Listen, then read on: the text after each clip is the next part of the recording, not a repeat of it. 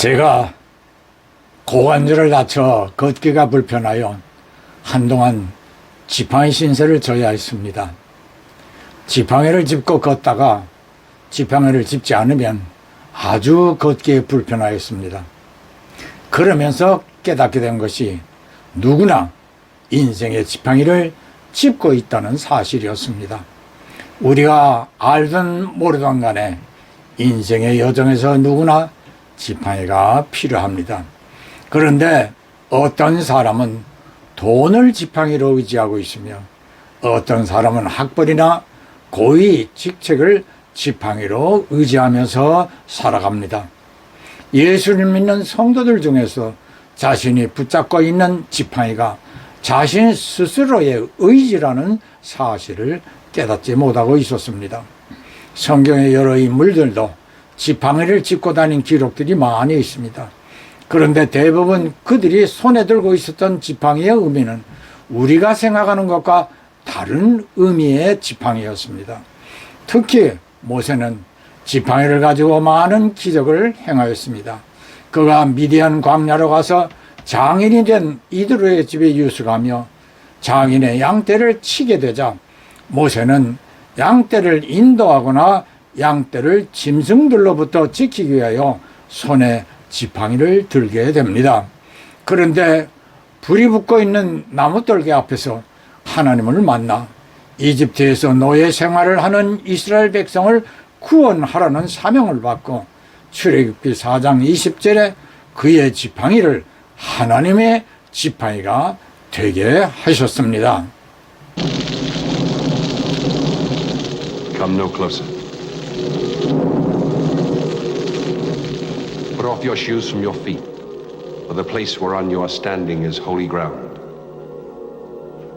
Put off your shoes.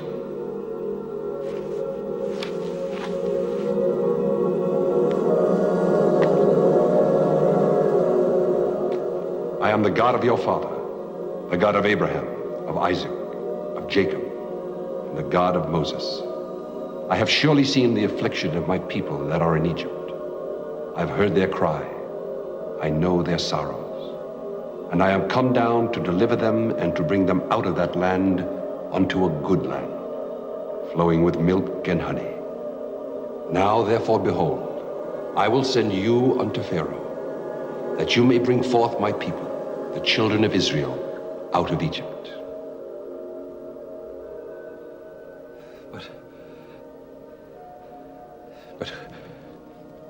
But who am I that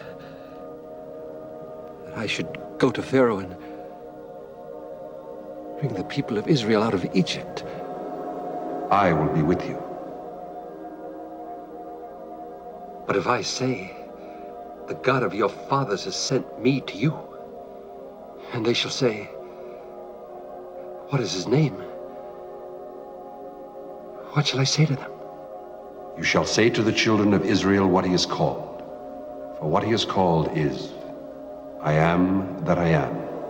And say too, the Lord God of your fathers has sent me unto you. Now the king of Egypt will not let you go, not by a mighty hand, but I will stretch out my hand and smite Egypt with all my wonders. They will not believe me.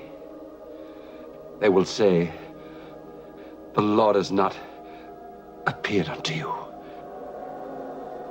What is in your hand? A rod. Cast it to the ground.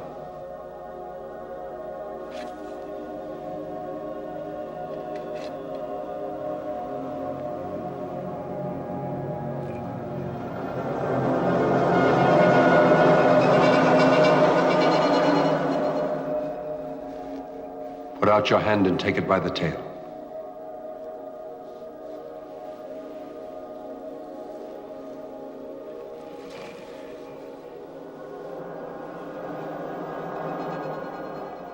여러분은 모세가 하나님을 만나며 하나님을 믿고 의지하게 하시려고 목자의 지팡이에 불과하던 모세의 지팡이를 하나님의 능력이 뒤따르는 하나님의 지팡이가 되게 해주시는 영상을 보셨습니다.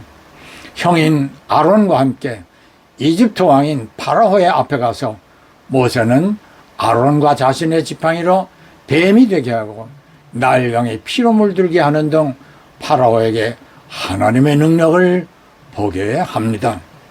200만 명이 넘는 이스라엘을 이끌고 이집트를 떠나는 출애굽의 대장정을 시작한 모세 앞에 홍해가 길을 막았고 이어 뒤에는 이집트 왕과 군대가 추격해 오므로 백성들이 울부짖으며 모세를 원망하게 됩니다.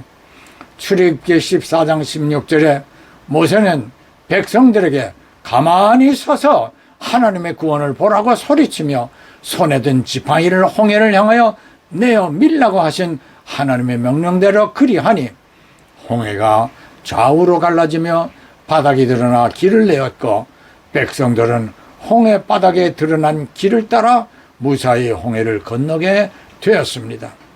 모세의 지팡이는 양측이 목자의 지팡이인 나무 막대기 지나지 않았지만 하나님께서 함께 하시니 홍해가 갈라지는 대역사가 일어나게 하셨습니다. 시편 23편에서 다윗은 여호와는 목자의 지팡이와 막대기가 되시어 초장과 물가로 인도하며 안위케 하신다고 하였습니다. The Lord of hosts will do battle for us. Behold his mighty hand.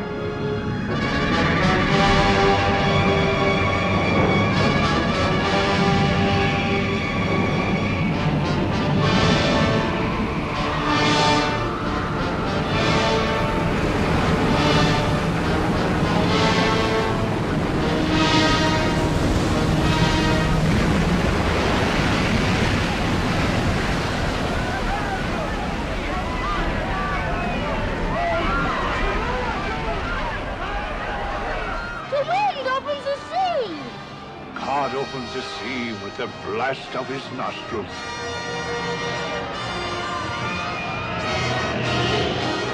Lead them through the midst of the waters. His will be done. He opens the waters before them, and he bars our way with fire. Let us go from this place. Men cannot fight against a God. Better to die in battle with a God than live in shame. Praise God and down into it!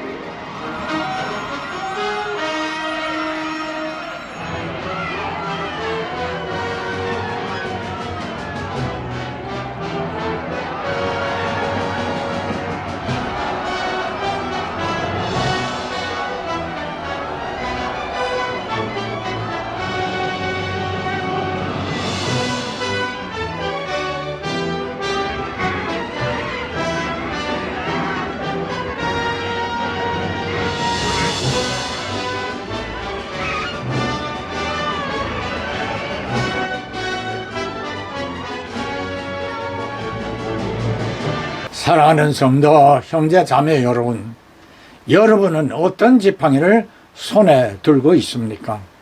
사도 바울은 이전에 잡고 있던 히브리인이요 이스라엘이며 그리스도의 일꾼으로 옥에 갇히고 죽을 고비를 수없이 당하였고 심지어 삼정천의 낙원까지 환상으로 볼 수 있었지만 고린도후서 11장 18절로 12장 10절에 자신이 받은 많은 은혜 때문에 교만할까 하여 하나님은 자신에게 육신적인 고통을 갖게 하심으로 이를 위하여 3번이나 간구하였지만 받은 은혜가 족하다는 응답과 함께 약한 것들로 인하여 오히려 기뻐하라는 당부를 받으므로 자신의 약한 것들이 하나님의 능력이 온전하여 질 수 있고 주 예수의 능력 안에 머물 수 있는 기회가 됨을 감사하노라고 고백하였습니다.